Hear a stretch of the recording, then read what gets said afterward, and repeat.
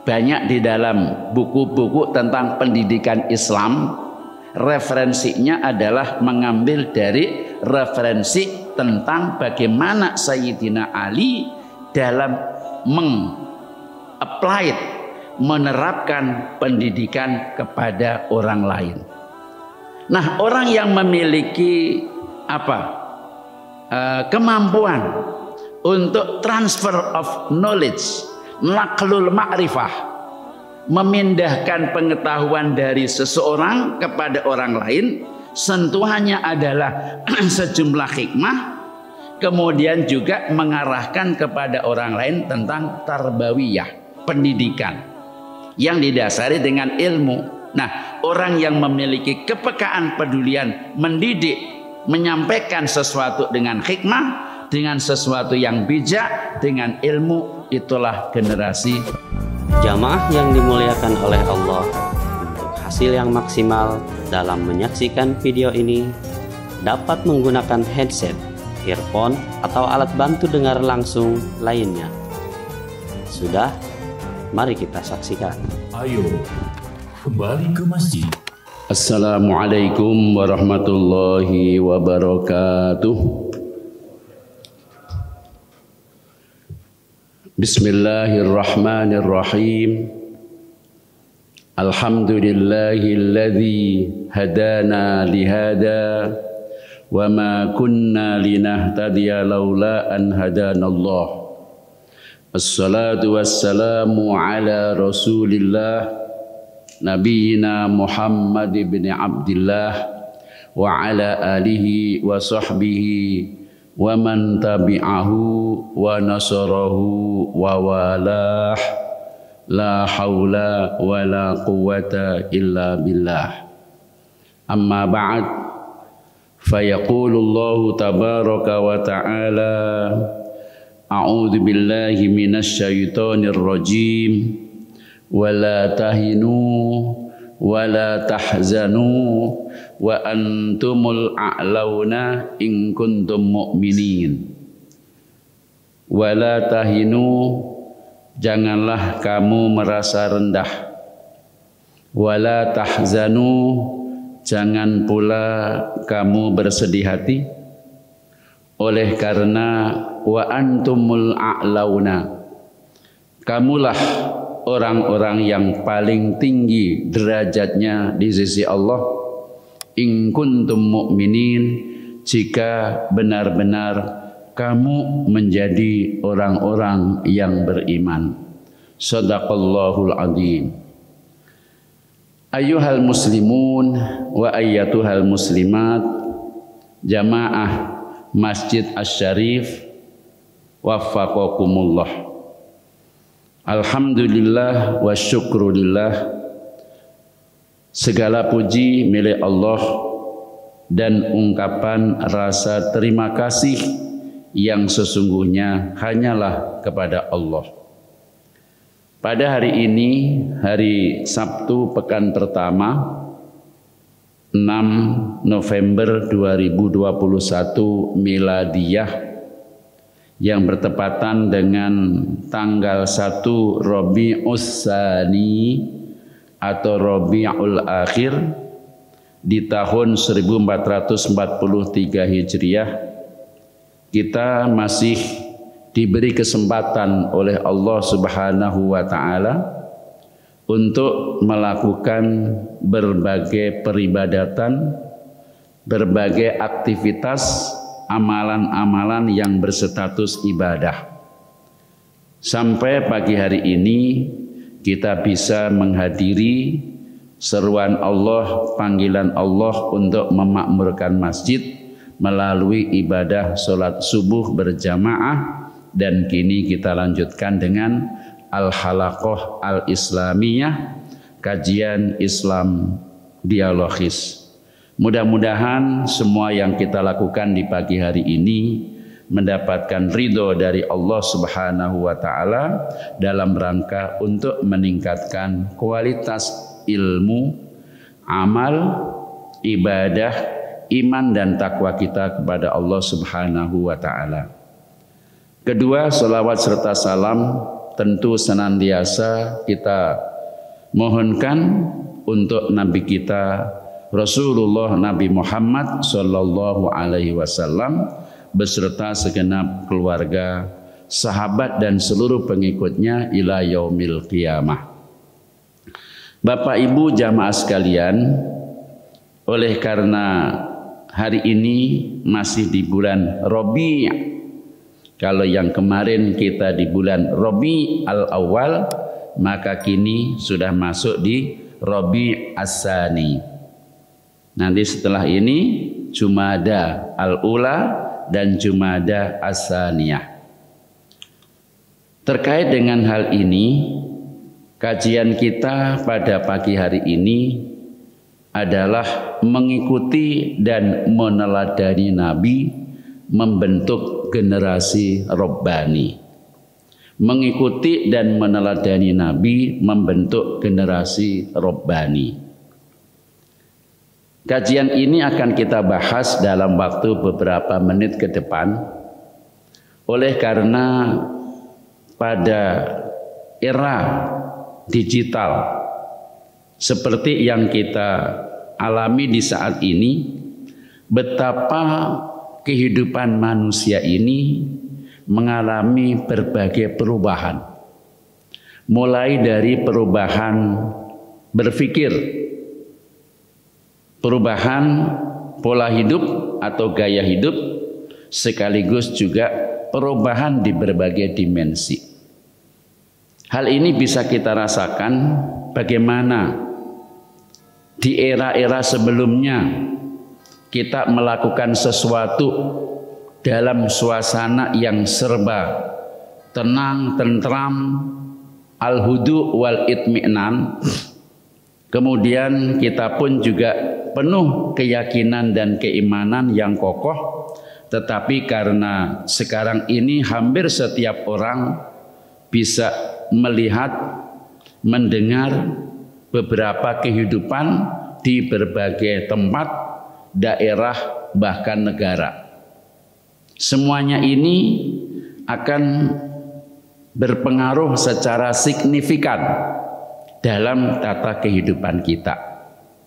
Sementara di sisi lain kita punya kebiasaan bahwa di bulan Rabiul Awal dan bulan Rabiul Akhir atau Rabiul Tsani ini di mana-mana kita juga mengikuti acara peringatan-peringatan yang hal ini terkait dengan Nabi kita, yaitu peringatan Maulid Nabi. Yang menjadi persoalan adalah apakah peringatan yang kita adakan setiap saat itu mampukah memberikan pengaruh dalam kehidupan kita? Mampukah kita mengikuti dan meneladani Nabi dalam kehidupan keseharian? Ini masih perlu kita lakukan penelitian secara mendalam. Sekurang-kurangnya dalam hal ini kita akan mewujudkan sebuah era, sebuah masa di mana pada masa-masa ini kita ingin mendambakan kehidupan dari kita yang sudah dewasa ini, yang sudah tua-tua ini, sekaligus menanamkan kepada generasi-generasi sesudah kita nanti untuk memiliki pola pikir, pola pandang, kehidupan yang mencerminkan sifat-sifat ketuhanan, sehingga sifat-sifat ketuhanan ini mampu diaplikasikan orang-orang yang beragama Islam secara makro. Sebab itulah dalam kesempatan yang singkat saya ingin mencoba mengajak kita semuanya, mampukah mengikuti dan meneladani Nabi ini berdampak secara signifikan membentuk generasi-generasi Rabbani. Dalam hal ini kita perlu memahami terlebih dahulu apa sih sesungguhnya generasi Rabbani. Ini dua kata yang perpaduan antara bahasa Indonesia dengan bahasa Arab. Generasi ini adalah bahasa Indonesia, sementara Rabbani dari kata Rabbun mendapat tambahan alif dan nun, kemudian ada ya sifah. Ya yang bertasdid di akhir kata itu namanya ya sifah.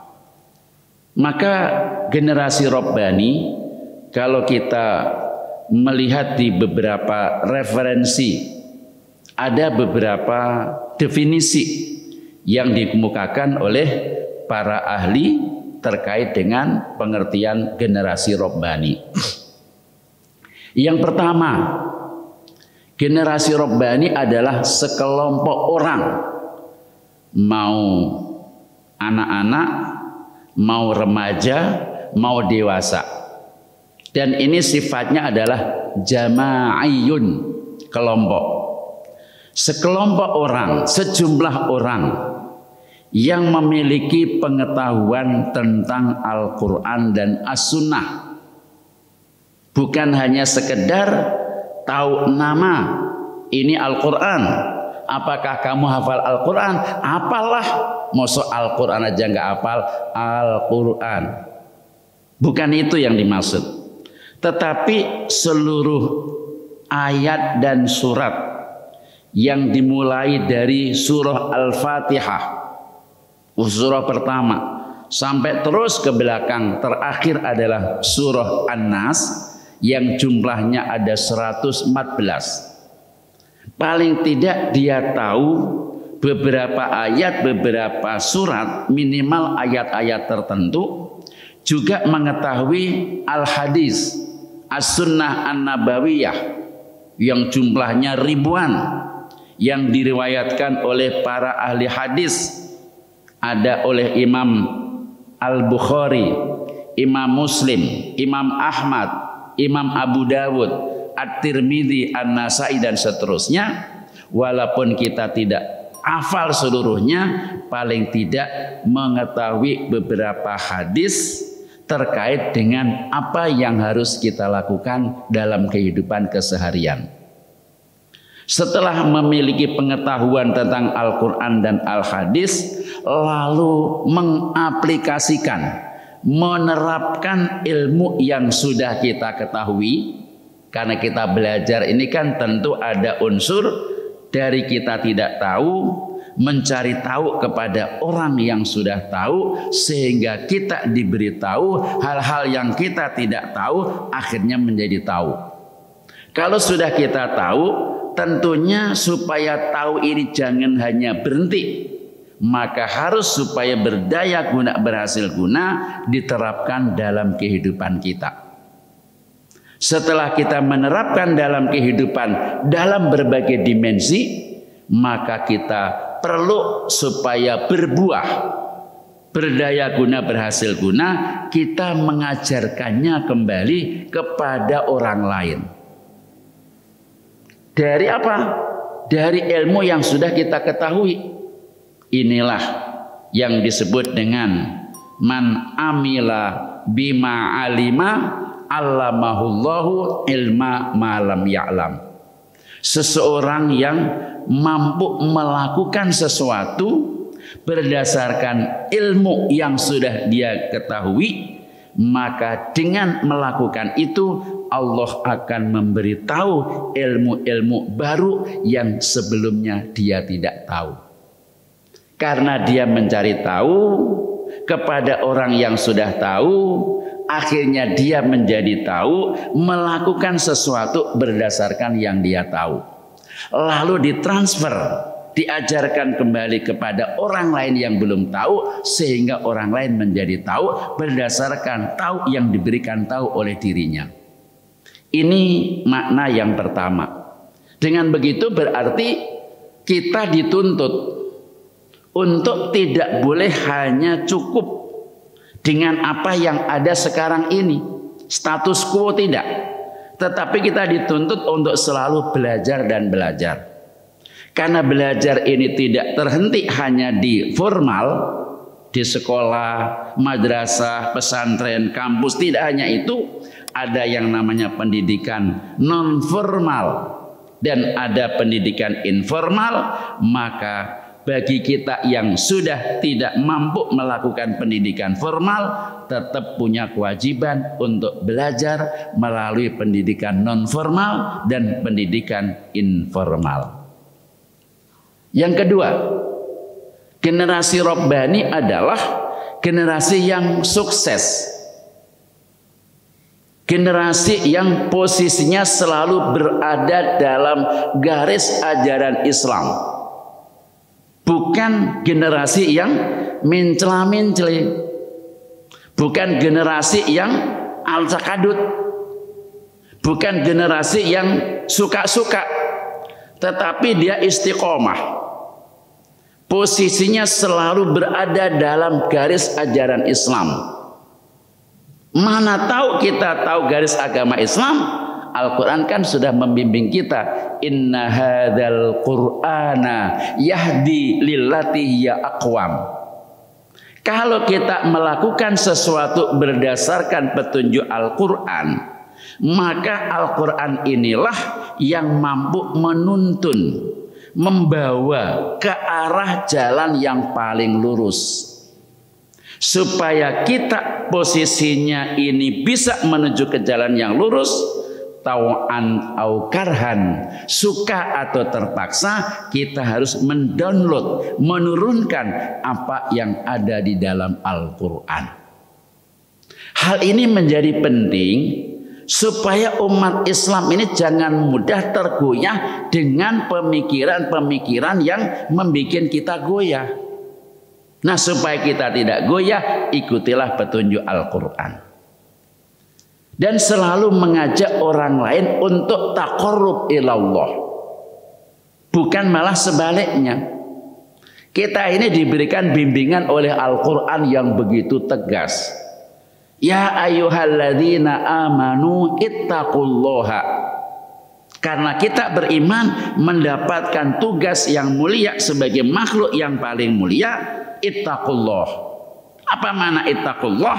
Kita memiliki kesadaran untuk selalu mengambil keputusan dengan tepat, sehingga keputusan yang tepat ini mengarahkan kita kepada suatu tindakan yang terhindar dari kesalahan, terhindar dari perbuatan dosa, sehingga dirinya memiliki kompetensi, kemampuan yang ada dirinya dalam melakukan sesuatu lepas daripada kesalahan, lepas daripada dosa. Kalau sudah kita mampu bertakwa kepada Allah, wabtaghu ilaihil wasilah. Tempuhlah suatu media, tempuhlah suatu jalan ilaihi yang dapat mendekatkan diri kita kepada Allah. Nah, kalau kita sudah bisa mengajak diri kita dan orang lain untuk selalu dekat kepada Allah, posisi kita selalu pada garis lurus yang ditunjukkan oleh Al-Quran, maka mereka itulah generasi Rabbani. Dambaan kita untuk menjadi generasi Rabbani menurut definisi yang ketiga adalah generasi yang akan selalu berada dalam barisan terdepan. Dia memiliki upaya konkret untuk bisa menjadi yang terdepan. Be the first. Dia ingin menjadi orang pertama. Kun sabakon. Dia ingin menjadi orang yang terdepan dalam menegakkan kalimatullah, menegakkan Al-Quran sebagai bentuk kebenaran mutlak dan final, serta menegakkan syariat Islam. Ini menjadi penting supaya kita sebagai umat Islam ini tidak kendor untuk menegakkan syariat Islam, ajaran Islam yang benar sesuai dengan koridor Islamic worldview. Ini orang sekarang kalau sudah ingin menegakkan syariat Islam berdasarkan Al-Quran dan As-Sunnah, ada pihak-pihak yang menghambat. Ini kita hidup di negara Pancasila, bukan negara Islam. baru ada pernyataan, hambatan, kerikil tajam seperti itu, kita sudah mulai mimble. Begitu ada kendala sedikit, komentar dari pihak-pihak mana, maka kita sudah mulai mengkeret, mengecil, sudah putus asa. Padahal syariah Islam ini secara totalitas tidak akan membuat kehidupan bermasyarakat, berbangsa, bernegara itu susah. Silahkan, apakah ada ajaran Islam yang kalau kita amalkan dalam kehidupan ini membuat orang lain itu menjadi susah? Enggak ada. Lawang Islam mengajarkan kita harus bagaimana kita mewujudkan toleransi. Dan toleransi yang diajarkan Islam bukan seperti toleransi yang difahami sebagian orang. Toleransi itu bagaimana kita memiliki kesadaran untuk menghargai orang lain sesuai dengan koridornya masing-masing. Kalau kita sebagai orang Islam yang keyakinannya kepada rukun iman yang 6, kemudian rukun Islam yang 5 dilakukan secara baik dan benar, tidak akan membuat orang lain yang beda akidah ini, beda keimanan ini menjadi sengsara. Nah, justru orang Islam sekarang yang tidak paham seakan-akan toleransi ini berlaku dalam segala hal. Boleh-boleh saja doa bersama. Kita minta kepada Allah, minta kepada Tuhannya orang lain, seakan-akan itu yang namanya toleransi. Bukan begitu. Bukankah Rasulullah memberikan percontohan toleransi dalam masalah istimaiyah, hanya pada masalah kehidupan sosial, bukan masalah akidah Islamiyah? Karena ketika kita justru melakukan toleransi dengan mencampur adukkan keyakinan, justru malah semakin kita menjadi kacau balau. Rasulullah tidak memberikan contoh seperti itu. Nah, berkenaan dengan ini, supaya umat Islam ini bisa memposisikan dirinya, bagaimana kita punya koridor, punya coupling, punya area. Ajaran Islam ini memang harus diamalkan, harus diajarkan, harus disosialisasikan berdasarkan Al-Quran dan As-Sunnah, maka kita memiliki konsistensi dalam menegakkan kalimatullahi hiyal ulya. Kalau orang Islam punya sifat, pemikiran, perilaku seperti ini, maka kita benar-benar menjadi insan-insan yang robbani. Yang keempat, generasi robbani itu adalah orang-orang yang menjadi teladan, uswah, qudwah. Kenapa kita harus menjadi teladan dalam berbagai dimensi? Karena mereka adalah orang-orang yang kaya jiwa, jiwanya bersih, jiwanya tenang, jiwanya tentram, steril, selalu memohon ampun kepada Allah, memperbanyak ayat-ayat Al-Quran yang diresapi, perbuatan kebaikan yang selalu dilakukan. Kalau dia telah berbuat khilaf, maka jiwanya selalu kinclong. Sebab itu Al-Quran mengklaim qad aflaha man zakkaha.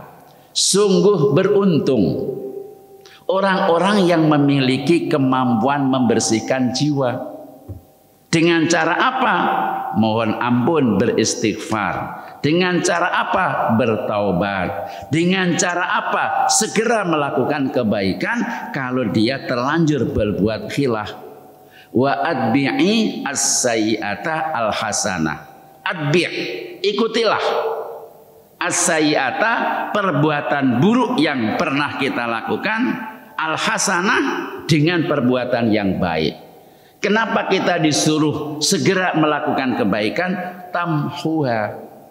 Kebaikan yang kita lakukan setelah kita khilaf berbuat salah mampu mendilet, mampu menghapuskan kesalahan yang pernah kita lakukan. Itu sifatnya, jiwanya generasi Rabbani. Dan sekaligus unggul dari sisi ketakwaan. Orang yang unggul dari ketakwaan ini adalah orang yang memiliki kehati-hatian untuk menjaga diri. Dalam setiap bertindak, berlaku, maka dia berupaya untuk istiqomah, mengikuti SOP, standar operating prosedur, bagaimana kita bergaul, bagaimana kita berkomunikasi kepada Allah, bagaimana kita berkomunikasi dengan sesama dan alam sekitar, sehingga kita mampu menjaga diri dari kesalahan. Kalau menurut Al-Imam Al-Ghazali menyebut dengan istilah al-iffah wal istiqomah. Iffah itu menjaga diri dari berbagai kesalahan dan dosa. Al-istiqomah adalah konsisten dalam melakukan sesuatu yang diperintahkan oleh ajaran kita. Bukankah ini generasi Rabbani yang kita dambakan? Yang kelima, kalau dilihat dari segi bahasa, kata Rabbani tadi sudah saya singgung, diambil dari kata Arab isim, kata benda, Rabbun. Qul a'udzu bi rabbi annas.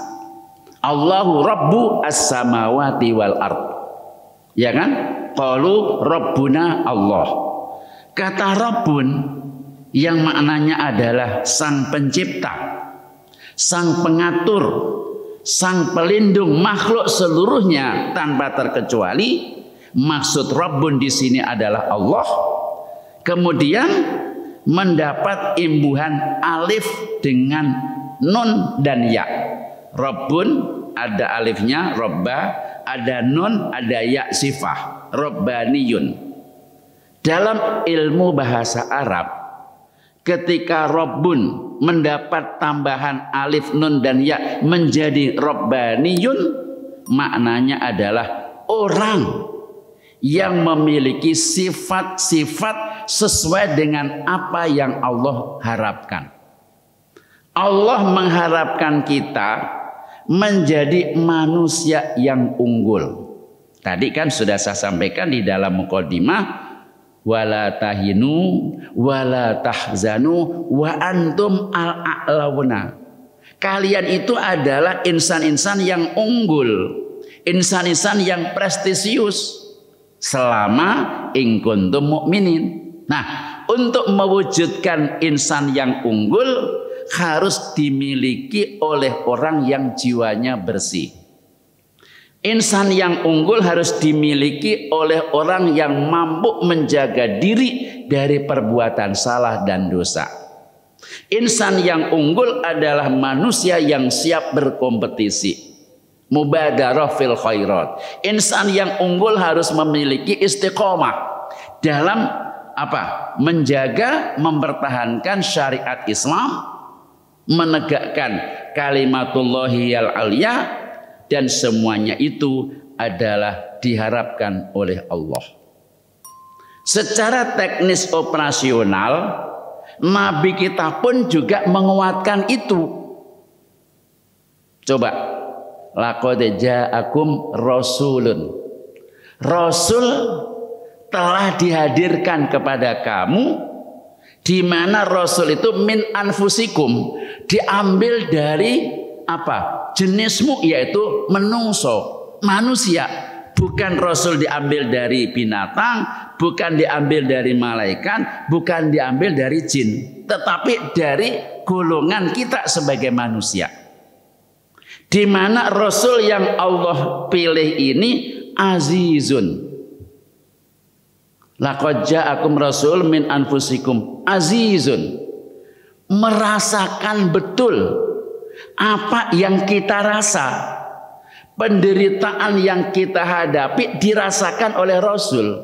Kalau bahasa ilmu psikologi, Rasulullah Nabi Muhammad memiliki sifat empati, merasakan apa yang orang lain rasakan. Nah, Rasulullah merasakan penderitaan kalian. Maknanya apa? Menginginkan. Harisun alaikum, amat sangat mendambakan. Setelah azizun, setelah merasakan penderitaan kita, harisun alaikum, Nabi memiliki sifat mengharapkan supaya kita ini benar-benar menjadi orang baik. Kalau Nabi menginginkan kita menjadi orang baik, maka Nabi diutus oleh Allah basyiran wa naziran, memberikan berita gembira. Kalau juga enggak masuk diberikan berita gembira, nazirun, memberikan ancaman. Kalau dosis rendah, mengharapkan mengikuti perbuatan-perbuatan yang baik kok kurang greget, maka Rasulullah menyampaikan dosis tinggi, nazir, ancaman-ancaman. Nah, tujuannya apa? Supaya kita menjadi orang baik. Nah, Allah mengharapkan kita menjadi orang baik, Rasulullah mengharapkan kita jadi orang baik. Maknanya apa? Kita harus ngikutin dong aturan yang diajarkan Allah, kita harus ngikutin dong aturan yang diajarkan Rasul. Nah, orang yang memiliki kemampuan seperti itu, dialah generasi Rabbani. Yang keenam, sengaja saya sajikan beberapa definisi supaya dengan definisi ini kita mencoba untuk membawa diri kita. Menurut Imam Ali, sahabat Nabi, ibnu Abdul Muttalib karramallahu wajhah. Kalau yang lain-lain itu radhiyallahu anhu. Abu Bakrin As-Siddiq radhiyallahu anhu, Umar bin Khattab radhiyallahu anhu, Utsman bin Affan radhiyallahu anhu. Sedangkan Ali bin Abi Thalib adabnya adalah karramallahu wajhah. Semoga Allah memuliakan dirinya. Kenapa memuliakan dirinya? Karena Ali ibnu Abi Thalib belum pernah terlibat kepada keyakinan sebelumnya. Kalau Abu Bakar, Umar, Utsman kan ini masuk Islamnya ketika diajarkan oleh Rasulullah dan dia sudah dewasa, sudah orang tua. Sedangkan Ali dari kecil memang sudah bersama keluarga Nabi, nggak pernah mencoba untuk apa? Mengenal keyakinan lain. Maka dia punya doa yang kita lazim, adabnya diajarkan adalah karramallahu wajhah. Mendefinisikan Rabbani adalah generasi yang memberikan santapan rohani. Nah, di sini penekanannya adalah sentuhan ilmu dan sentuhan jiwa, tidak dalam bentuk fisikly.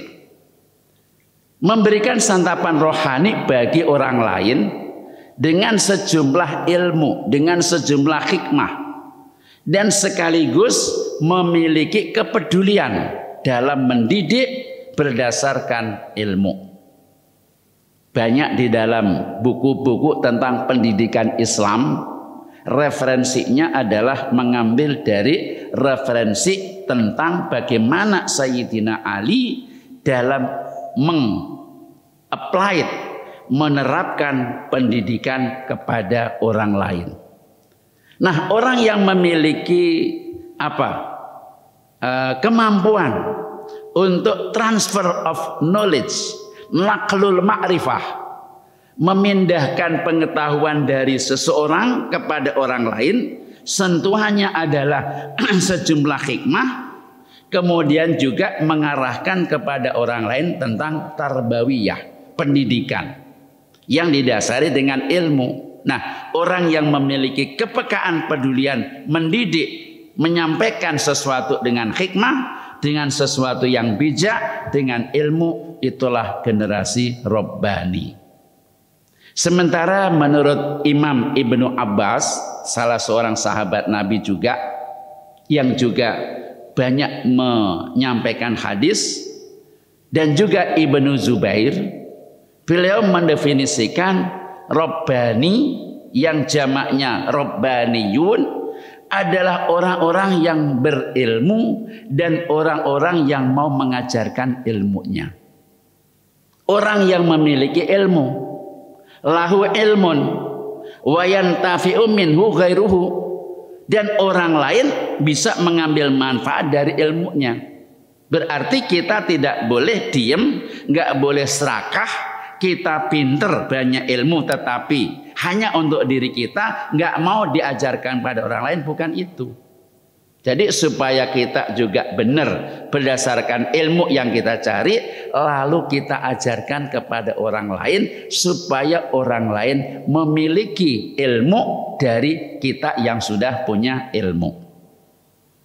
Ada definisi lain yang mengatakan bahwa generasi Rabbani adalah orang-orang yang memiliki ma'rifatullah, orang-orang yang mampu mengenal Allah, memiliki pengetahuan tentang Allah berdasarkan ilmu, atau orang-orang yang sangat menjiwai ajaran Islam.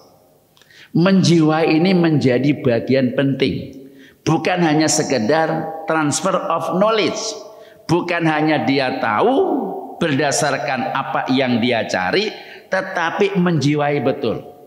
Ketika dia mendapatkan ilmu, diresapi, dinikmati, direnungi, supaya ada asar, pengaruh, respon yang melekat pada diri kita, sehingga kita tertarik, terdorong untuk melakukan dan mengamalkan. Sehingga dengan begitu dia akan memiliki kemampuan untuk menjiwai ajaran agama dan mengamalkan secara istiqomah. Ada pendapat yang mengatakan bahwa ini sudah mulai naik ini. Generasi Rabbani adalah generasi tokoh-tokoh, para ilmuwan, para cendekiawan, orang-orang alim yang memiliki kepedulian terhadap pendidikan dan memperbanyak kondisi sosialnya atau memperbaiki kondisi sosial.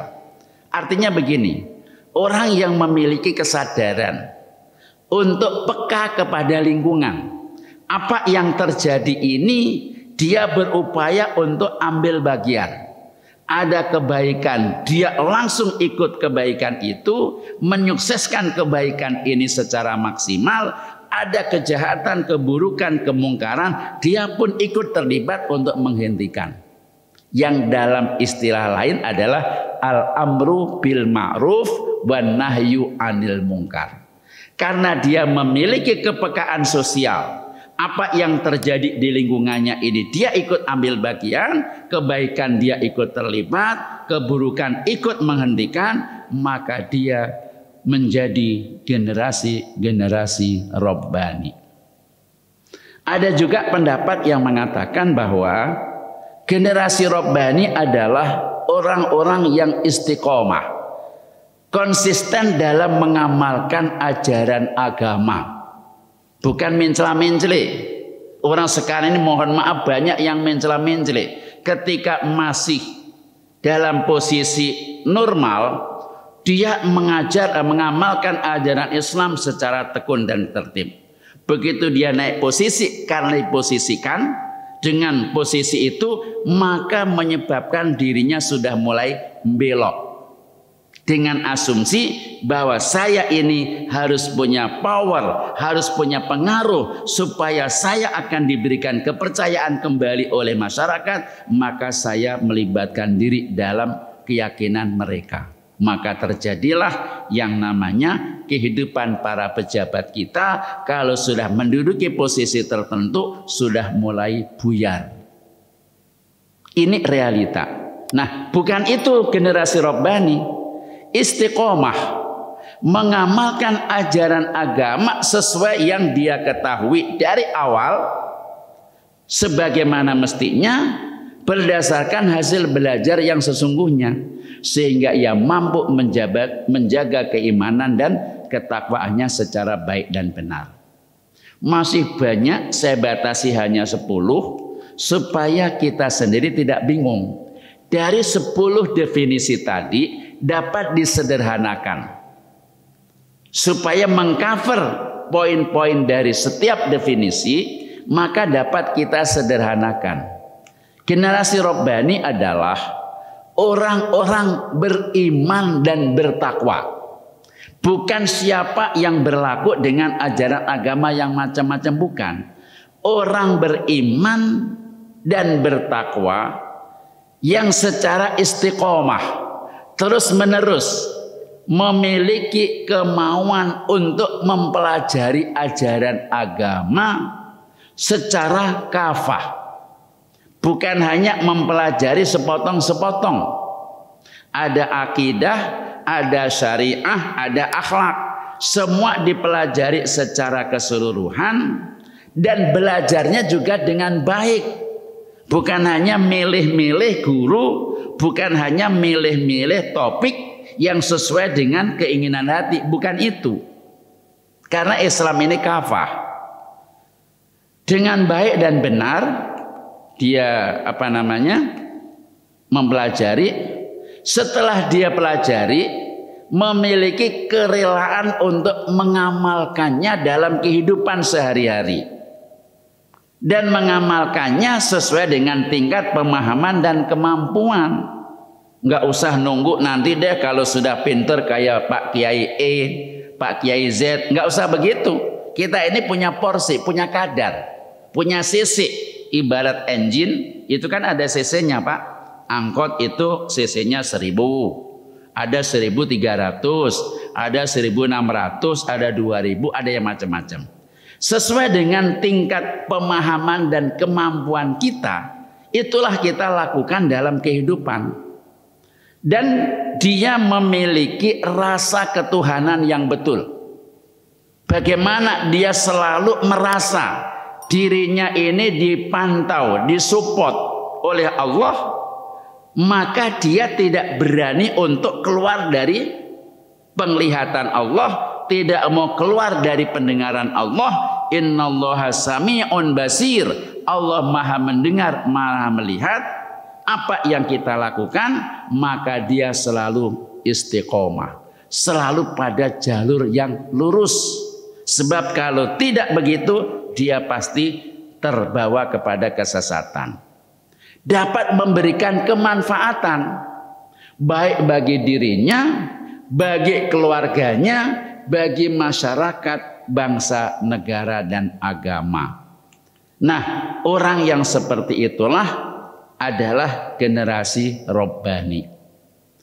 Dari pemahaman tentang generasi Rabbani yang baik semuanya begitu, pertanyaannya, apakah generasi Rabbani ini bisakah diwujudkan dengan mengikuti dan meneladani Nabi?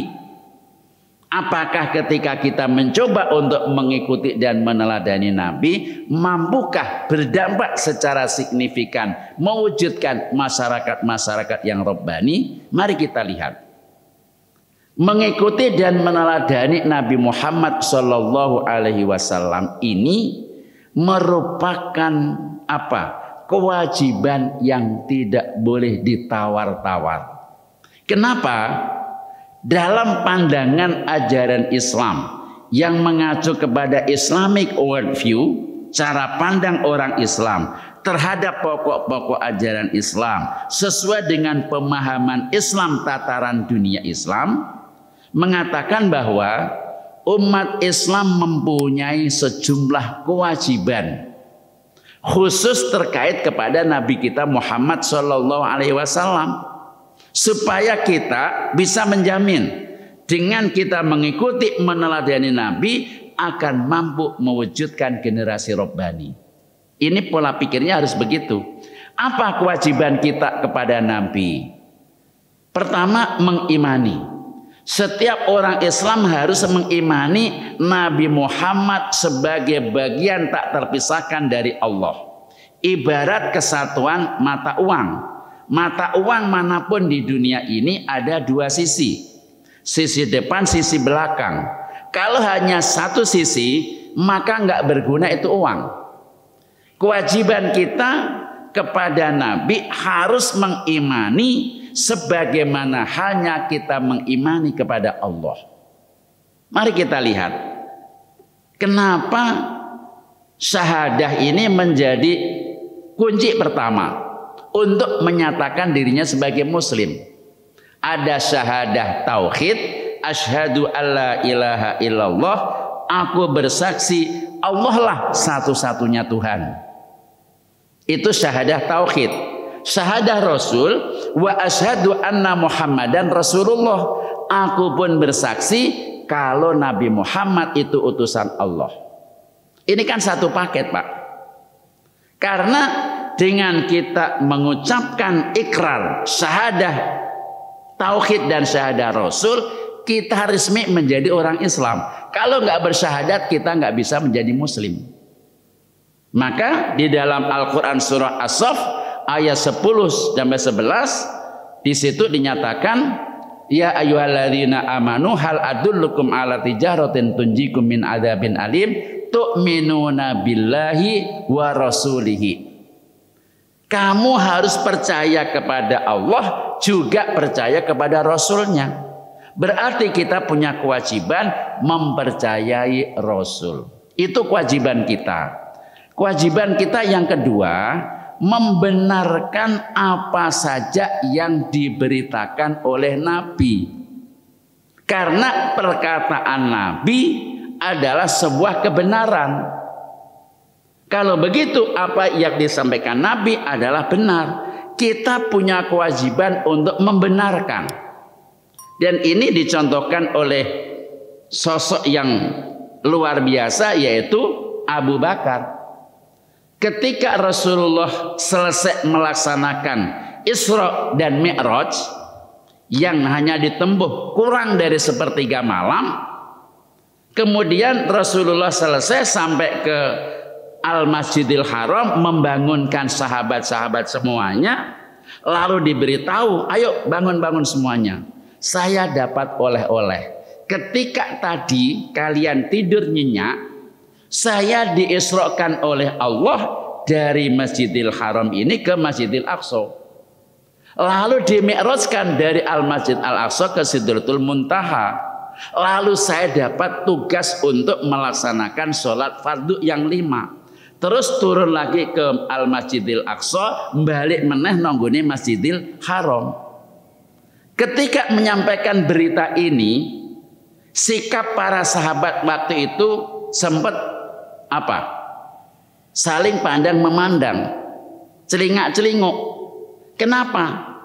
Kok rasanya ini aneh?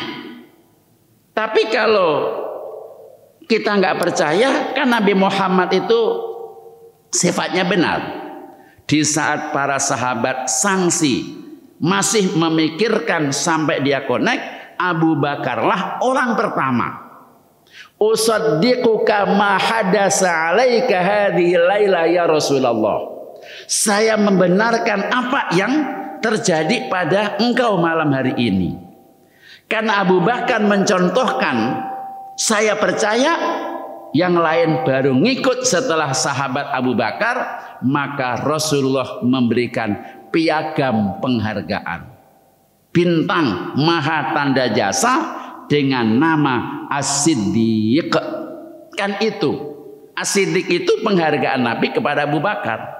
Karena apa? Abu Bakar orang pertama yang membenarkan apa yang diberitakan Nabi. Maka para sahabat yang lain langsung ikut membenarkan. Dan sejak itulah semua para sahabat tidak pernah ingkar terhadap berita yang disampaikan oleh Nabi. Nah, kita punya kewajiban kepada Nabi untuk membenarkan apa saja yang disampaikan oleh Nabi. Jika begitu, logikanya adalah tidak mungkin berita yang disampaikan Nabi itu salah. Karena Nabi ini siddiq, Nabi ini yang punya sifat kejujuran dan kebenaran. Kan ada 4, siddiq, amanah, tabligh, fatonah. Maka semua yang diajarkan Nabi kita harus mempercayai. Itu kewajiban kita. Nah, orang sekarang menganggap remeh. justru lebih percaya kepada pendapat pemikiran orang yang non-Islam ketimbang percaya kepada sabda Nabi. Kan itu yang terjadi. Kalau pemikiran manusia bukan Nabi, ini nggak ada jaminan. Kalau yang berbicara, yang melakukan Nabi, dijamin. Itu. Yang ketiga, menaati semua perintah, menjauhi semua larangan.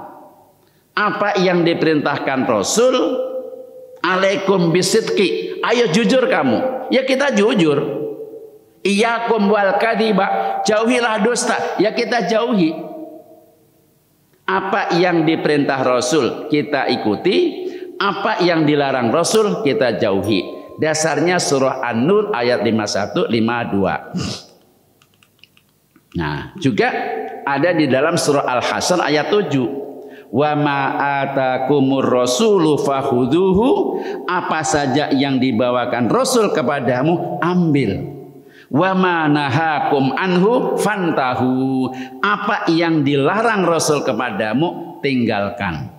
Ini surah Al-Hasyr ayat 7. Berarti kewajiban kita mengikuti apa yang diperintahkan, menjauhi apa yang dilarang.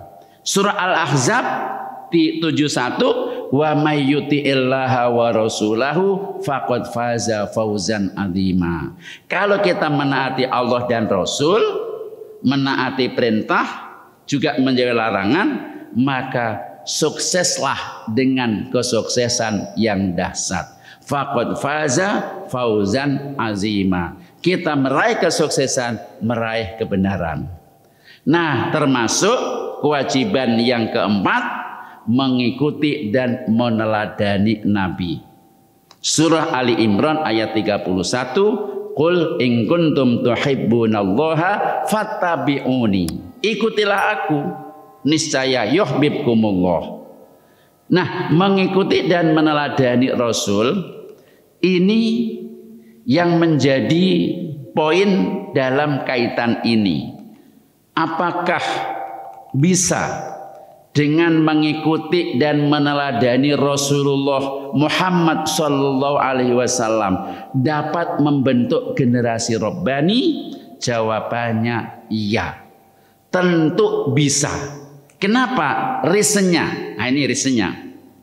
Dengan mengikuti dan meneladani Rasul akan mampu membentuk generasi Rabbani, karena semua yang diajarkan dan dicontohkan Nabi berisi kebaikan dan kebenaran. Apa yang dicontohkan, apa yang diajarkan, kebenaran mutlak, kebaikan mutlak. Dengan begitu apabila kita ikuti, maka umat Islam yang istiqomah mengikuti dan meneladani Nabi sebagaimana mestinya, mesti mampu mewujudkan generasi Rabbani. Karena tidak ada sedikit pun yang diajarkan Nabi itu salah, tidak ada sedikit pun yang dicontohkan Nabi itu keliru. Maka jika kita mengikuti, meneladani secara terus-menerus dengan benar, niscaya kita menjadi generasi Rabbani. Itulah kajian kita pada pagi hari ini. Mudah-mudahan kita semuanya selalu istiqomah untuk menjadi generasi Rabbani, yang salah satu caranya kita mengikuti dan meneladani Nabi. Wallahu a'lam, Allah lah yang paling tahu. Wa ilmuhu atam, ilmunya paling sempurna. Wala ilma lana, tidak ada ilmu yang kita miliki illa ma'allama, selain ilmu yang Allah ajarkan kepada kita. Terima kasih, mohon maaf. Selanjutnya saya kembalikan kepada Pak Ustadz Rahmat. Alhamdulillah, jazakumullah khairan katsiran. Jamaah sekalian, ada yang mau bertanya? Oh, ya.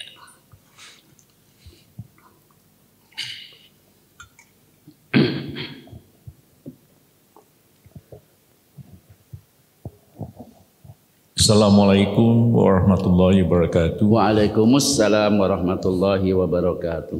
Pak Ustadz, di Indonesia ini kan agama ada beberapa gitu. Ya.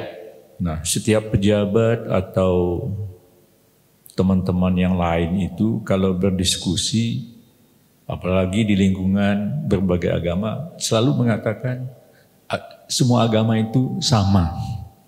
Padahal dari ceramah kita ini, bahwa agama Islam itulah yang benar, yang mesti kita sampaikan. Setiap hari Jumat dikatakan bahwa kita harus bertakwa, jangan mati sebelum meninggal masuk Islam gitu. Nah, bagaimana menurut Pak Ustadz? Dan juga kalau ada kata-kata khilafah, sepertinya ada penolakan gitu. Padahal ajaran Islam ini sangat baik sekali. Mohon pencerahannya. Terima kasih. Wassalamualaikum warahmatullahi wabarakatuh. Waalaikumsalam warahmatullahi wabarakatuh. Persis Pak. Itulah salah satu kendala, rintangan, hambatan, muskilah kita dalam menegakkan Islam secara tepat. Jadi karena memang ketika seseorang sudah masuk pada level tertentu yang hidupnya ini berhubungan dengan masyarakat yang macam-macam, maka keyakinannya yang berbeda-beda, maka cenderung untuk mencoba menghargai orang lain yang keyakinannya berbeda-beda dengan pemahaman semua agama itu benar dan baik. Ini salah satu moderasi, kalau sekarang istilah moderasi beragama, yang maknanya adalah bagaimana membuat agama-agama ini selevel. Karena yang dilihat hanya satu sisi akhlak. Dari sisi akhlak, betul Pak. Saya kan tadi malam pulang dari karena ada ngajar yang memang poin tertentu, sudah offline, jalan ke sini. Oh, hari apa ya? Ini hari apa Pak? Sabtu, kemarin malam. Itu di radio RRI Pro 1. Ini kan ada siaran ceramah agama Islam, ada agama-agama lain. Nah, kemarin itu siaran ceramah agama lain. Nggak usah saya sebut. Bagus Pak. Kira-kira durasi sekitar 15 menit. Saya di jalan. Saya nikmati, sengaja enggak saya pindah. Agama terus. Dari sisi akhlak baik Pak. Sama dengan baiknya Islam mengajarkan akhlak. Tetapi yang namanya itu agama bukan hanya sisi akhlak. Di kita ini ada sisi akidah, ada sisi syariah. Air ini putih Pak, mutlak, tohir, mutohir, suci dan mensucikan. Tapi kalau sudah ada muqayyad, dicelup dengan teh, warnanya kan coklat. Kita ngambil gelas lagi, dicelup pakai kopi, kan hitam. Dicelup dengan susu, tergantung susunya. Susu yang mana ini? Berubah. Itu namanya muqayyad, terikat. Nah, air yang tadinya putih dikasih kopi, rasa kopi. Tapi bukan berarti rasa kopi yang enak itu sama dengan teh, sama dengan susu. Sampai kapanpun nggak bisa. Karena sudah muqayyad. Walaupun putih, mohon maaf, salah satu soft drink yang warnanya hampir kayak dengan ini kan 7 Up. Warnanya sama. Tapi rasanya beda. Itu muqayyad, tidak bisa digunakan untuk bersuci. Walaupun soft drink yang warnanya netral dibuat wudhu nggak sah. Karena muqayyad, tidak tohir mutohir. Diminum boleh. Dari sisi akhlak, agama A bagus, agama B bagus, tapi sudah terikat. Nah, yang tidak terikat itu adalah apa? Dengan akidah dan syariah. Nah, orang kita melihatnya dari sisi dimensi itu. Bagus, Pak. Saya sendiri menghubungkan apa yang diceramahkan oleh si penceramah agama ini, mandok-mandok juga. Sama ya. Dari sisi itu.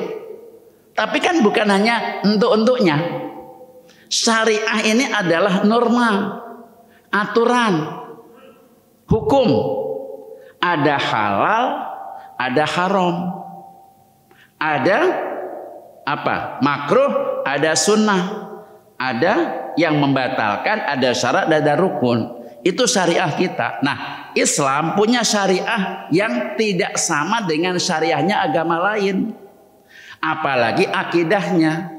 Karena akidah dan syariah ini tidak sama dengan agama lain, dalam perspektif Islamic worldview tidak akan sama agama yang satu dengan agama yang lain.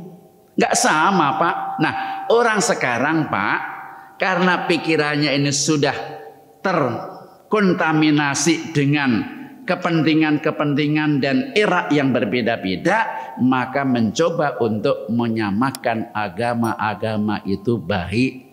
Ini bagian daripada moderasi beragama. Dalam kacamata Islam, tidak ada semua agama itu baik dan benar. Hanya baik dari sisi akhlak, tetapi tidak benar dari sisi akidah dan akhlak. Maka Rasulullah menyampaikan dakwah basyiron wa naziron. Kan itu pertanyaannya. Lalu kita bagaimanakah? Maka itulah yang selalu saya sampaikan dalam setiap kajian. Supaya ada terjadi penyeimbangan informasi, maka saya selalu menyampaikan kajian ini tidak akan sama dengan yang disampaikan oleh moderasi-moderasi yang lain. Saya tidak punya kepentingan tertentu. Kepentingan saya hanya satu, menyampaikan dakwah Islamiyah, menegakkan kalimatullahi hiyal ulya yang saya fahami, yang saya ketahui berdasarkan ilmu yang saya pelajari. Yang intinya tidak sama agama yang satu dengan agama yang lain. Kalau seandainya sama, kenapa kok beragama kok macam-macam? Kenapa kita disuruh berdakwah? Kenapa kita disuruh beryakinan kepada Allah Ahad? Kalau seandainya sama, ya sudahlah, kita jadi satu aja. Kita agama sama, ngapain repot-repot? Toh semuanya masuk surga, kan itu yang dikembangkan. Walaupun dia sudah dibaptis, walaupun dia sudah menyatakan publikasi tidak lagi beragama Islam, wes nenek-nenek aja kok bukannya husnul khotimah malah begitu. Kita sedih, Pak. Nenek-nenek mempublikasikan dirinya pindah agama menjadi murtad. Nah, murtad aja kok bangga. Ya sudahlah, itu urusan mereka. Tapi kita sendiri kan jangan sampai terpengaruh itu. Ya kan? Nah, itu yang maksud saya. Sehingga persis, Pak, bagaimana sikap kita? Silahkan. Boleh melihat dari dimensi, tetapi jangan hanya satu dimensi. Jangan hanya kebaikannya ngajarin baik kok, nolong orang, pokoknya baik, lalu sama. Bukan itu. Lakum dinukum waliyadin. Itu yang harus kita pegang.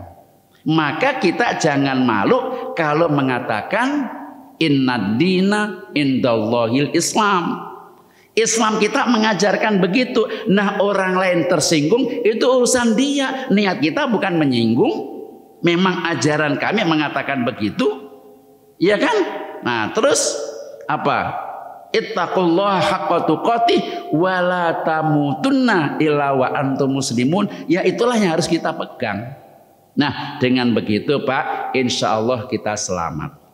Dan kita doakan semoga saudara-saudara kita yang sudah mulai pikirannya kemana-mana, liberal, sekuler, moderasi kemana-mana, tetap semoga diberi petunjuk.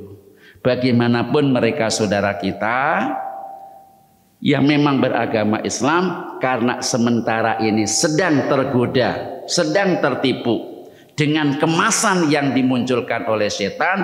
Jabatan itu enak, uang itu enak, perempuan itu enak. Mudah-mudahan diberikan petunjuk dan kita diberikan konsistensi. Rabbana la tuzigh qulubana. Ya Allah, janganlah engkau sesatkan, janganlah engkau gelincirkan qulubana, hati-hati kami, ba'da idh hadaitana, setelah engkau memberikan petunjuk kepada kami. Itu doa yang sebaiknya kita baca, kita renungi supaya kita jangan tersesat. Kalau sudah tersesat saudara-saudara kita, maka Rabbana ighfir lana, ya kan, wali ikhwanina alladzina sabaquna bil iman. Kalau mereka semula sudah membawa iman, ampunilah supaya mereka menjadi husnul khotimah. Kalau nggak mau juga, ya wis, nggak usah dipikirin susah-susah. Kan begitu Pak, supaya kita menjadi tentram. Begitu, mudah-mudahan menjadi pencerahan kita, dan jangan ikut-ikutan. Ya, kecuali kalau memang Bapak mau ikut ya monggo, tapi saya tidak memberikan rekomendasi untuk ikut yang salah. Ikutilah yang benar. Berdoa. Yeah. Baik, Bapak Ibu, kita akhiri dengan berdoa memohon kepada Allah Subhanahu wa taala, mudah-mudahan Allah selalu menjaga akidah iman Islam kita sampai akhir hayat kita sehingga husnul khotimah, dan mudah-mudahan apa yang kita lakukan mendapat ridho dari Allah Subhanahu wa taala. Bismillahirrahmanirrahim. Allahumma anfa'na bima 'allamtana wa 'allimna ma yanfa'una warzuqna ilman yanfa'una. Subhanaka la ilma lana illa ma 'allamtana innaka antal alimul hakim. Allahumma zidna ilman warzuqna fahma. Allahumma ij'al jam'ana hadza jam'an marhuma wa tafarruqana min ba'dihi tafarruqan ma'suma. Rabbana la tuzigh qulubana ba'da idh hadaitana wa hab lana min ladunka rahmah innaka antal wahhab.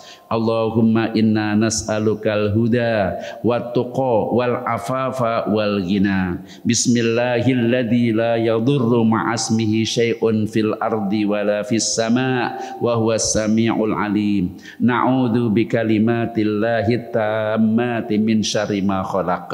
Allahumma inna na'udzu bika minal barosi wal jununi wal judami wa min sayyi'il asqam. Allahumma salli ala sayyidina Muhammad tibbil qulubi wa dawaiha wa afiyatil abdani wa shifaiha wa nuril absari wa diyaiha wa ala alihi wa sahbihi wa sallim. Allahumma iqdi hawaijana washfi mardona waqdi duyunana bihaqqil Qur'anil azim wa rasulil karim.